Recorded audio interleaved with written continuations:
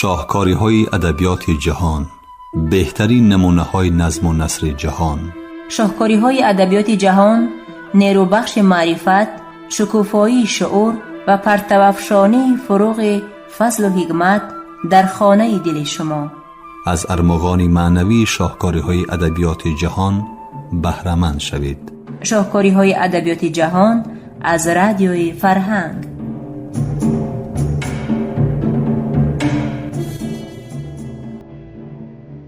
درود به دوستداران برنامه‌های ادبی رادیوی فرهنگ. گفتارمان را از سلسله خوانش بدیعی شاهکاری‌های ادبیات جهان آغاز می‌بخشیم. گفتار ششم را از روی رمان مارتین ایدن نویسنده آمریکایی جک لندن در قرائت عبدالجلیل امان بشنوید.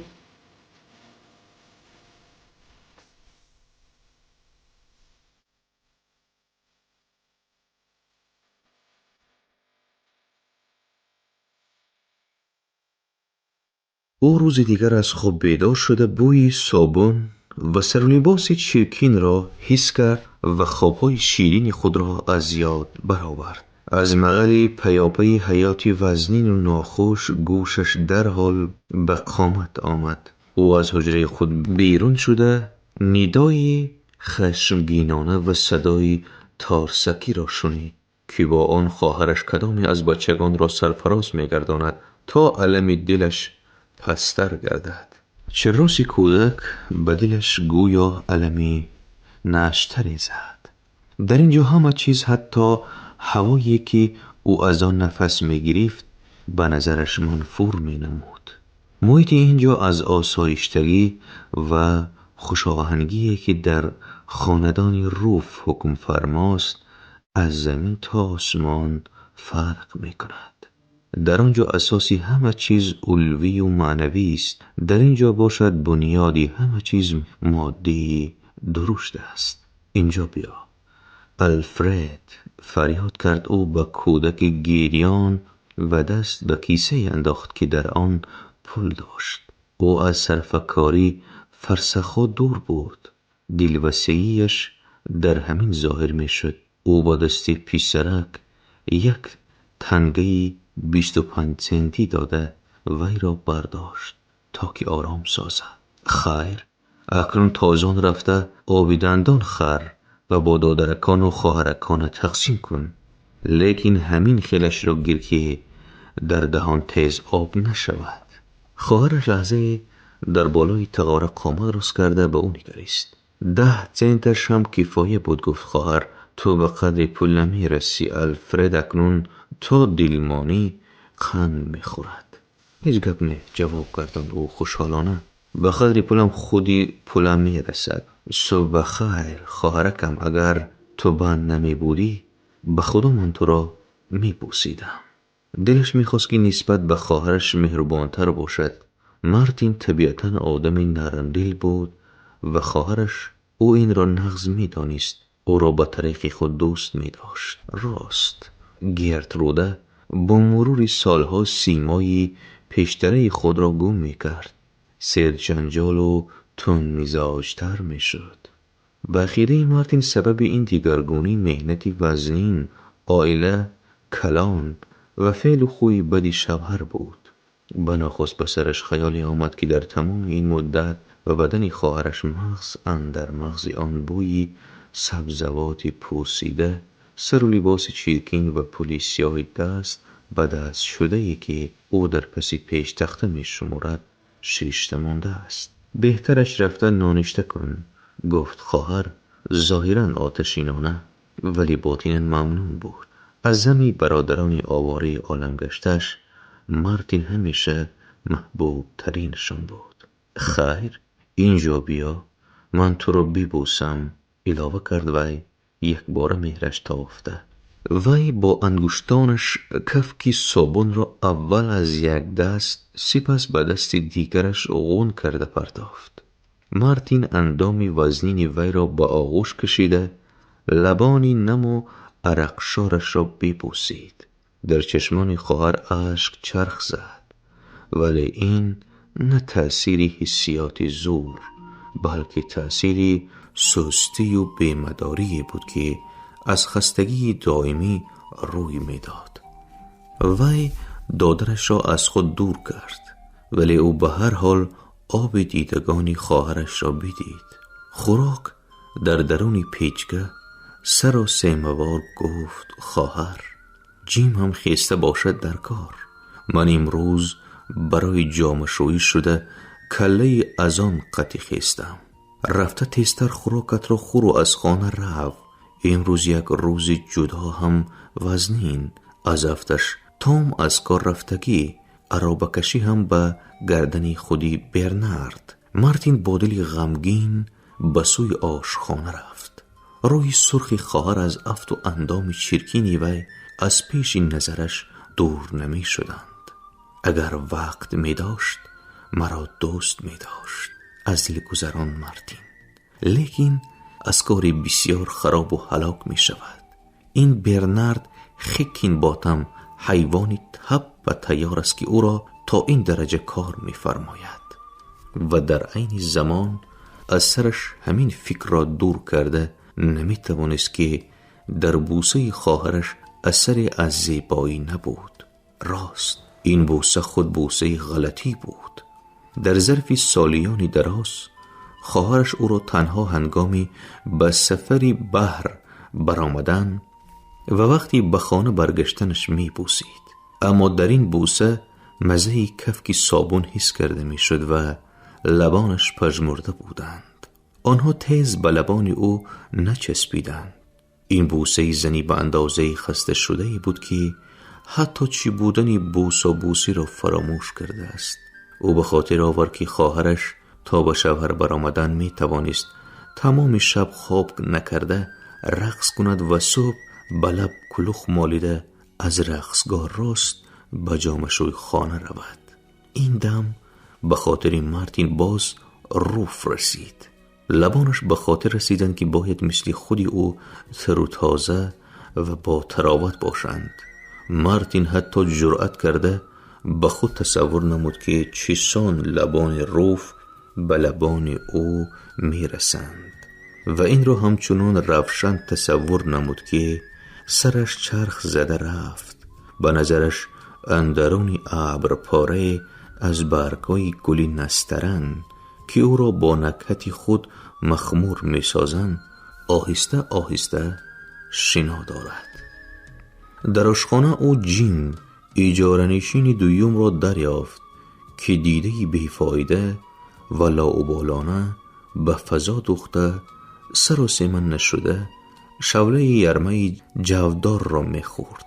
جیم شاگردی چیلانگر بود و ضعیف طبیعتی و سست ارادگی وی به فراستیش همه یک جایه دلیل آن بودند که در تلاش زندگی به کامیابی رسیدنش گمان است.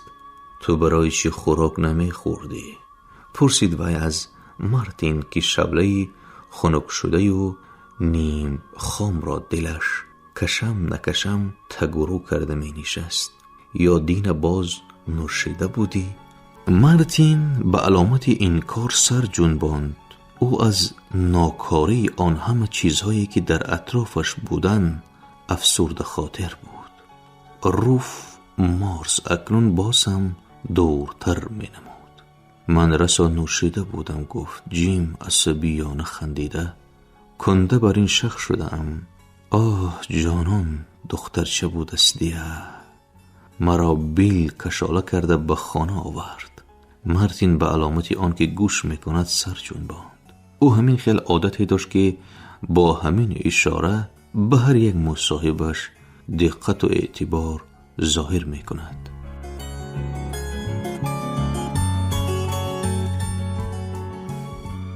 سپس برای خود یک فنجان قهوه‌ای شیرگرم ریخت. امروز به نیلوفر رقص کردنی می رویم؟ پرسید جیم. پیوا می شود. اگر بچه‌های تمسکال بیایند جنگ و جوش نشده نمی ماند. من البته پروایی ندارم. از دو سر به آنجا همان آیمچه را می برم. اوف، دهانم چنان به مزه که چی بلا شده باشد. او لب و رویش رو ترش کرده یک قلت به دهان قهوه گرفته شتابان غرغره کرده پرتافت. تو جولیا را میشناسی؟ مارتین سر جنباند. و اکنون با من میگردد، ایزاه داد جیم. خودش هم دختر دیه، با یک قاشق آب خوردن ممکن. من تو را با وی شناس کردنم ممکن، لیکن میترسم که تو زده میگیری. به خدا من نمیفهمم که دختران این قدر از برای چی به گردن تو آویزان میشوند. تو به هیچ دشواری هر یک دختر را زده گرفته میتوانی. این را دیده علمی کس میآید. الحال یگان دختری تو را زده نگرفتم، گفت مارتین خونسردانه. تا نانوشته را تمام نکنی از دو سر نمی روی. چی خیل زده نگرفته ای؟ اعتراض کرد جیم. میگی چی؟ آخر میانی من و وی هیچ گپ و کاری نشده است. من همراهش یک بار رقص کردم، تمام. همه گپ در همین، داد زد جیم. تو با وی یک بار رقص کردی و یک دو بار سویش نگاه کردی و سلام. ممکن است تو به دلت یگان گپ ناورده باشی. وی باشد بعد آن دیگر به من نگاه نمیکردگی شد. دائما تو را میپرسد. اگر میخواستی در حال با تو ملاقات تعیین میکرد، لیکن این را من نخواستم کو. اهمیت ندارد. از دو سر من به استعفا برآمدم. جیم به مارتین با هوس نگریست. این کار به تو چه خیل دست میدهد مرد؟ با آنها کم اهمیت میدهم و سلام. یعنی تو همین خیل وانمود میکنی که نسبت به آنها بی‌پروایی؟ کنجکاوی کرد جیم. مارتین در بالای جواب لحظه به اندیشه فرو رفت. بلکه همین هم تأثیر میکرد، لیکن من در حقیقت هم نسبت به آنها بی‌پروایم. تو اقلاً خود را بی‌پروا نشان ده، زیرا یگان مراد حاصل شود. افسوس که دین در قهوه خانه ریلی نبودی، گفت جیم. به هیچ منطق و رابطه با آنجا از آکلند غربی یک آلفته آمده بود، لقبش کلموش. به جنگ استخوان نداشته است. از بچه های ما یگان تاشون وی را غلطانده نتوانست. همه از نبودن تو افسوس میخورند. دین در کجا؟ سیاق گشتی. در آکلند بودم، جواب گردان مارتین طبقش رو تیله داده به سوی در روان شد. خوش برقص می روی؟ فریاد زد جیم از پسی او. نه، رفتنم گمان، جواب گرداند مارتین. او به هوای تازه احتیاج حس کرده از زین پای تازان فرامد و به کوچه برآمد. او به این هم در محیط این خاندان نفس تنگ شده بود. سبسده های جیم باشد تماما آتشین کرد. لحظه بود که او قریب از جا خسته فوک جیم را به طبق انداخته به شعله غل ماند. همان قدر بیشتر لقت روف همان اندازه دورتر می شد. و در بین چنین حیوانها زندگی به سر برده او امید کرده می تواند که یگان وقت با روف هم پهلو می شود. دشواری وظیفه‌ای که در پیشش می ایستاد او را ناامید گردانده بود و به علاجی حالت خود، حالتی آدمی را که از صنف کارگر برآمده است حس می کرد. چنین می رسید که همه چیز و جمله اطرافیانش، خواهرش، خانه وی، عائله وی، جیلانگر جیم، همه چیزی که مارتین با آنها عادت کرده است و ریشه هستیش از آنها می خورد، بر دوشش باری گرانی شده. برای قامتش را راست گرفتن امکانیت نمی دهد. زندگانی دیگر با او ذوق نمی بخشید. تا این دم زندگانی را چنان که هست همان خیل می پذیرفت. او هرگز در خصوص خوبی یا بدی زندگانی معینه آب نمی کرد، مگر این که هنگام خواندن کتاب ها، ولی آنها کتاب بودند و بس، افسانه های عجیب و غریب درباره عالمی عجیب و غیر موجود. اکنون باشد او این دنیا را دریاب کرد و دید که آن در حقیقت وجود داشته و در مرکزش گل جمال با نام روف عمر به سر می برد. و از این بعد او محکومی غم و غصه و ناامیدی هاست. غم و غصه و ناامیدی های اذیت آور است، چرا که امید به آن غذا می بخشد. مارتین دور و دراز اندیشه کرد که به کجا رود. به قرائتخانه عاموی برکلی یا به قرائتخانه آکلند، و نهایت قرار داد که به آکلند رود، چرا که در آکلند روف زندگانی میکرد. کی میداند قرائتخانه برای روف جای مناسب است و عجب نه مارتین او را در آنجا دوچار آید. مارتین تماما بیخبر بود که شعبه های قرائتخانه به چه رنگ جایگیرند و تا دمی که نهایت یک دختری فرانسوی صورت در بالا واقع بودن شعبه معلومات دهی کتابخانه را نگفت، در بین رفای به آخر ادبیات نفیسه سرسری گشت. آخرش کار نکرد که به آدمی در پس میز نشسته مراجعت کند و توکل راه گشته به شعبه فلسفه در آمد. او شنیده بود که کتاب‌های فلسفی هستند، اما هیچ گمان نکرده بود که در باره این علم این قدر کتاب تألیف شده است. نمودی جوان‌های بلند که مشغول قرائت کتاب‌های غفص بودند او را مات و مبهوت ساخته و در عین زمان خیالاتش را سخت به هیجان آوردند. در اینجا امکانیت معین آب کردن بود. در شعبه متماتیک او آید به تریگونومتری کتاب‌ها دریافت کرد و مدتی دراز فرمول و نقشه های به نظرش بی‌معنی را از نظر گذرانید. او سخنان انگلیسی را می‌خواند ولی به معنایشان صرفم نمی‌رفت. این یک زبانی مخصوصی بود. نورمت و ارتور این زبان را می‌دانستند. مارتین شنیده بود که آنها به این زبان حرف می‌زنند. آنها باشند برادران روف بودند. مارتین با حس ناامیدی شعبه فلسفه را ترک کرد. چنین می‌رسید که کتاب‌ها از هر سو به او نزدیک شده پخشش کردنی اند. هرگز گمان نکرده بود که دانش انسانیت بدین سان بی حد و کنار است. او را ترس و هراس فرا گرفت. آیا همین این را او از خود کرده می توانسته باشد؟ ولی خودی همان لحظه به خاطر آورد که آدمان بسیاری بودند که این کار به آنها دست داده است و او از صمیم دل سوگند یاد کرد که آنچه را که دیگران از خود نمودند او نیز از خود خواهد نمود.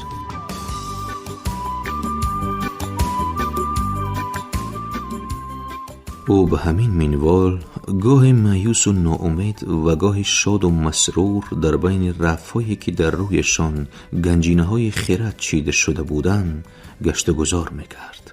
در شعبه عمومی وی کرسی مختصری نادر را یافت. او این کتاب را با عزت و اکرام ورق زد. به هر حال در این کتاب یک چیزی برایش نزدیکی بود. مؤلفش مثل او نیز دریانورد.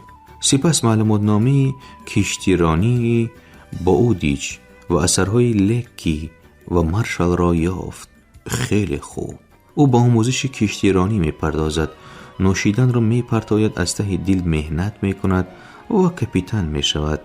در این لحظه روف با او تماما نزدیک نمود. کپیتان که شد اگر روف خواهد مارتین وی را بزنی می گیرد و اگر نخواهد چاره چیست؟ به شرافت وی مارتین زندگانی خوب و سزاوار به سر خواهد برد. در هر حال نوشیدن را می پرتاید. سپس او سغورتشی و صاحب کشتی را این دو صاحبان کپیتان را که منفعت‌هایشان هرگز به هم موافقت نمی کنند به خاطر آورد و از دل گذرانید که هر یکی آنها می تواند او را نابود سازد و یقین نابود می سازد. خانه را از نظر گذرانیده از نمودی صلابتناک 10,000 جلد کتاب حتی چشمش را نیم پوش کرد. نه، به بحر باید نقطه گذاشت. در اینجا در این کتاب‌های بیشمار قوه و قدرت بزرگ نهان است و مادام که دلش کارنمایی می‌خواهد پس آن را باید در خشکی نشان داد. غیر این به کپیتان‌ها رخصت نمی‌دهند که زن‌هایشان را همراه به سفر گیرند. نصف روز فرا رسید. وقت می‌گذشت. مارتین خورد و خوراک را از یاد برآورده در جستجوی دستور عاید به حسن آداب همان عنوان‌های کتاب را از نظر می‌گذرانید. خرد او بجز اندیشه‌های شهرت باز به حل وظیفه عادی بند بود. اگر خانم جوان هنگام خوشباشی شما را باز تکلیف کند پس بعدی چند مدت این تشریف رواست. ولی وقتی که نهایت کتابی ضروری را یافت از دو سر به این سوال جواب پیدا نکرد. او از مرکبی و گوناگونی قاعده های حسن آداب به دهشت آمد. از پند و اندرزها راجع به ترتیب مبادله زیارتنامه ها که در دایره اعیان و اشراف مقبول است سری کلابه‌اش را گم کرد و با دلی پرغصه از شعله عمومی برآمد. او آنچه را که می‌جست نیافت، ولی فهمید که رعایت نمودن تمام شکل و نمودهای آداب وقتی زیاده را می‌خواهد و برای یاد گرفتن این همه شکل و نمودها او را لازم می‌آید که پیشکی یک عمر آدمی را از سر گذراند. خوش، کتابی لازمتان را یافته؟ پرسید از او. هنگامی برآمد شخصی که در پسی میز می نشست. کتابخانه اتان خیلی کتابخانه نغز بوده است، جواب گردان مارتین. آن دم سر جنباند. تحصیل آمده استید، شما دریانورده؟ بله سر، وقت یافته باز می آیم. از کجا فهمید که من دریانوردم؟ از زین پای فرآمده روان خود را سوال می کرد و وقتی که به کوچه برآمد کوشش کرد که فهول الوانج نخورده راست راه گردد تا دمی که غرق اندیشه شد با گشت مقرری خود قدم زد.